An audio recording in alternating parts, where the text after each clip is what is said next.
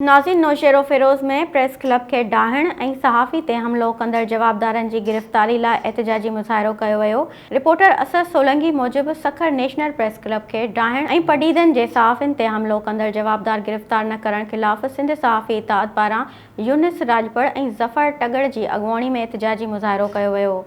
उन मौक़े ते मुज़ाहिरीन जो चवणु हो त सखर नेशनल प्रेस क्लब डाहण में कुझु नाम नहाद आफ़ीसरनि जो हथु आहे। हुन नाला इख़्तियारनि खां मुतालबो कयो त फ़ौरन नेशनल प्रेस क्लब डाहींदड़ ऐं पडीदनि जे सहाफ़ी वसीम सूमरो ते हमलो कंदड़ जवाबदारनि ख़िलाफ़ क़दम खणी उन्हनि खे कोर्ट जे कटहरे में आंदो वञे। ॿी सूरत में एहतिजाज जो दायरो वधायो वेंदो।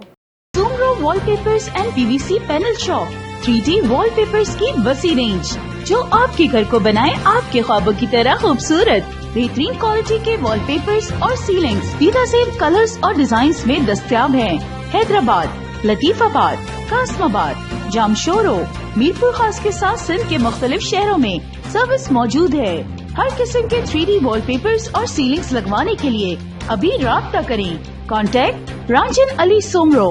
व्हाट्सएप 0333370786, 03333702 516। तालिब हुसैन 031713109660।